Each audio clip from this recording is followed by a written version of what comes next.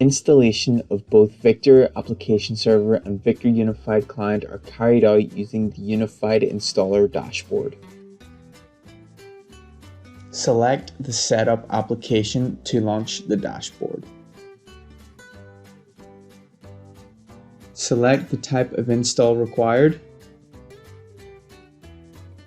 You can select the Install SQL Server Express or use Already Installed. Enter and confirm a passphrase.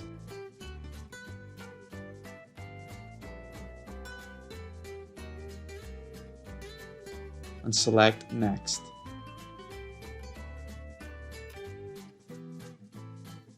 Components to be installed will be displayed. Read the End User License Agreement and click I agree.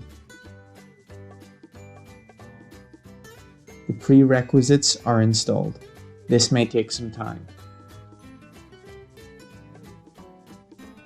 The SQL server is installed.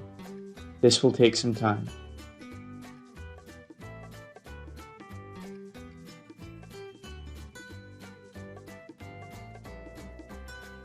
The application server will be installed.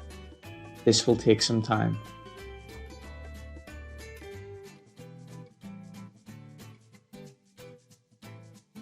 The unified client will be installed.